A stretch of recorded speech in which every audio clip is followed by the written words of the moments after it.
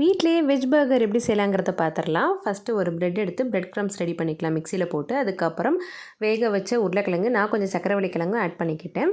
அதை எடுத்து நல்லா மேஷ் பண்ணிவிட்டு அதோட வெங்காயம், கருவேப்பிலை, கொத்தமல்லி, மிளகாய்த்தூள், கார்ன்ஃப்ளவர், சீரகத்தூள், மிளகுத்தூள், உப்பு எல்லாம் சேர்த்து நல்லா கிளறிக்கணும். இந்த மாதிரி வெங்காயத்தில் உள்ள நீரே போதும், நல்லா தட்டுறதுக்கு ஈஸியாக வரும். இந்த மாதிரி வட்ட வட்டமாக தட்டி வச்சுக்கோங்க பேட்டி செய்கிறதுக்கு. அதுக்கப்புறம் ஒரு கார்ன்ஃப்ளவர் ஒரு ஸ்பூன் எடுத்துகிட்டு அதில் தண்ணி கலந்து நல்லா தண்ணியாக வச்சுக்கோங்க.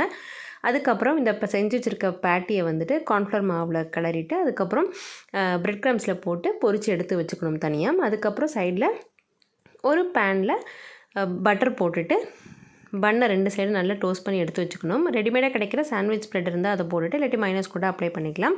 அதுக்கப்புறம் என்னென்ன டாப்பிங்ஸ் வேணுமோ நீங்கள் போட்டுக்கலாம். நான் வந்து இங்கே வெங்காயம், தக்காளி, கொஞ்சம் சீஸு, எடுத்து வச்சுருக்க பேட்டி, அதுக்கப்புறம் கொஞ்சம் சீசனிங் எல்லாம் போட்டுட்டு ரெடியாக இருக்குது சாப்பிட்றதுக்கு. செம்ம டேஸ்ட்.